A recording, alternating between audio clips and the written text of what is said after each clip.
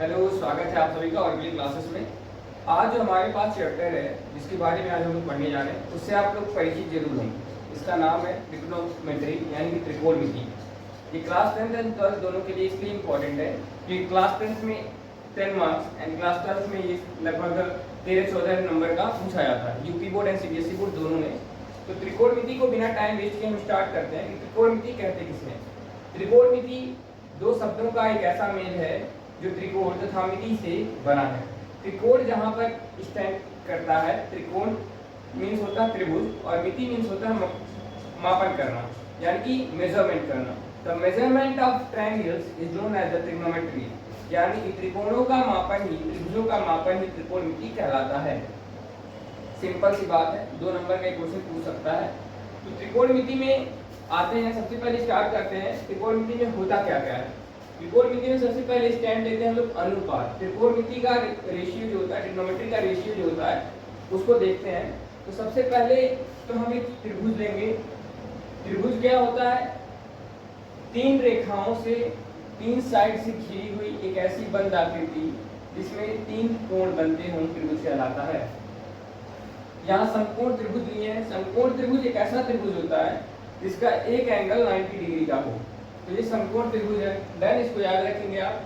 समकोण त्रिभुज में 90 डिग्री के सामने वाली जो भुजा होती है, 90 डिग्री के सामने वाला जो रेखा होगा वो हमेशा कर्ण के लिए स्टैंड करेगा, वो हमेशा कर्ण होगा। यहाँ पर ये जो नीचे रेखा है वो आधार है, ये हमारा लंब होगा। आधार पे जो लंब रहेगा वो 90 डिग्री का एंगल बनाता है और 90 डिग्री के सामने वाली भुजा कर्ण हो जाएगी। डन। इसी तरीके से इसमें भी, इसको मैंने पलट दिया है, इसको ऐसे कर दिया, ठीक। तो लंब आधार कर्ण हो गया। लेकिन हमारा ये नहीं चेंज हुआ है, ये जो लगा रहे हैं हम कि 90 डिग्री के सामने वाली जो भुजा है वो क्या है? कर्ण है। डन। आइए पहले स्टार्ट करते हैं। एक फॉर्मेट होता है, इसको आप लोग अगर याद रखेंगे इस फॉर्मेट को, एक होता है LAL लाल, अब KA। ये अगर पता है तो आप हमेशा sign, cos, ten, cot, sec, cosec में आप लोग लिख सकते हैं। कैसे लिखेंगे देखिए। साइन थीटा इक्वल्स टू क्या होता है? L से लंब, K से कर्ण, ठीक है।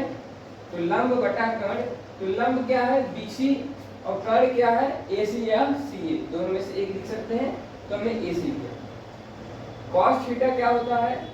आधार बटा कर्ण, ठीक, आधार बटा कर्ण यानी कि AB by AC। tan theta लंब बटा आधार, तो लंब क्या है? BC, आधार AB।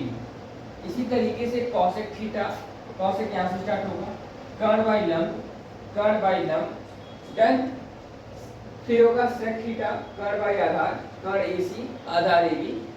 फिर आता है cot थीटा, आधार बटा लंब, ठीक, आधार बटा लंब, यहाँ लिख दिया। एक ध्यान से चीज देखेंगे तो जो साइन थीटा यहाँ पर है, यहाँ साइन थीटा, ये कॉस थीटा, ये टेन थीटा, ठीक। टेन के बाद cot theta, sec theta and cosec theta. ये सारे एक दूसरे के अपोजिट है। ये इसका अपोजिट है, ये इसका अपोजिट है एंड ये इसका अपोजिट है, ठीक है। तो इसलिए ये इनवर्सली एक दूसरे के हो जाते हैं, ठीक। यहाँ पर नोट पॉइंट लिखा है, जो साइन थीटा होता है, जो साइन थीटा होता है ना, वो साइन इंटू थीटा कभी नहीं होगा। जैसे साइन 90 है तो इसको इस तरीके से नहीं लिख सकते, साइन इंटू 90 डिग्री, ये कभी नहीं होगा। यहाँ साइन स्क्वायर थीटा जो है वो साइन थीटा का होल स्क्वायर भी लिखा जा सकता है। As well as cos cube theta है तो कॉस की पावर होल क्यूब थीटा लिख सकते हैं। ऐसे कॉसेक थीटा जो होता है साइन का इनवर्स, मैंने बताया ना दूसरे का इनवर्स है, ये अपोजिट है। लेकिन ये नहीं होगा कि साइन का होल पावर इनवर्स तो ऐसा ही हो जाएगा, लेकिन साइन इनवर्स ए जो रहेगा वो इससे बिलोंग नहीं करेगा, इससे रिलेट नहीं कर पाएंगे। अब आते हैं जो सबसे इंपॉर्टेंट है, हमें पूरे ट्रिग्नोमेट्री में क्लास 10th में इसी पे वर्क करना है। ये मोस्ट इंपॉर्टेंट है क्लास 10th में, पाइथागोरस थ्योरम। पाइथागोरस थ्योरम में एक ऐसी प्रणाली थी जिसमें हम कोई भी अननोन साइड, क्या अज्ञात, पता कर सकते थे। अज्ञात भुजा या कोण हम लोग पता कर सकते थे।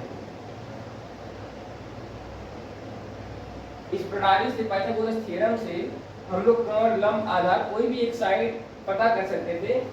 तो इसलिए यहाँ पर पाइथागोरस ने बताया कि कर्ण जो है ये सबसे बड़ी भुजा कर्ण होगी, किसी भी ट्रायंगल की सबसे बड़ी भुजा कर्ण होगी, तथा आधार और लंब का जो स्क्वायर रहेगा वो इसके स्क्वायर के बराबर होगा। इसलिए कर्ण का वर्ग बराबर लंब का वर्ग प्लस आधार का वर्ग है। अब देखो यहाँ जो अनुपातों में संबंध है, relation between the ratios of trigonometry, यहाँ पर साइन का opposite cosec theta, done, cos का अपोजिट सेक थीटा, tan का अपोजिट कॉट थीटा। यहाँ मैंने वही चीज लिखा है एज वेल एज यहाँ पे साइन कोसेक में लिख दिया, फिर सेक को कॉस के एंड कॉट को tan के पद में लिखा है। तो यहाँ पर हम मल्टीप्लाई करेंगे, क्रॉस मल्टीप्लिकेशन को परफॉर्म करेंगे, या sine theta into cosec theta 1 होगा। अब देखो ये 1 कैसे आया मैं बता दे रहा हूँ। ये क्या साइन थीटा तो है, साइन थीटा है, कोसेक थीटा की जगह पे हम लोग 1/sin थीटा रखेंगे, 1/sin थीटा रखेंगे जब, तो साइन थीटा से साइन थीटा हटेगा इक्वल्स टू 1 बचेगा। ये 1 ना यहीं से आ रहा है, ठीक। इसी तरीके ये सब भी होंगे। और ये जो वैल्यूज मैंने लिख रखा है, ये जो टेबल बना रखा है मैंने, ये आपको याद करने वाली चीज़ है, इसको याद करना पड़ेगा आपको। ये सारी चीज़ें आगे आपको क्वेश्चंस में मिलेंगी किस तरीके से है, sine theta, cos theta, tan theta, cot, sec, cosec, ये सारी चीज़ें आपको याद करनी पड़ेंगी। और इम्पॉर्टेंट मेरी दृष्टि से बस ये तीन है, ये याद रख लेंगे, आपका काम हो जाएगा बहुत ही आसानी से। इसको याद करेंगे। मिलते हैं नेक्स्ट क्लास में नेक्स्ट वीडियो के साथ, तब तक थैंक यू।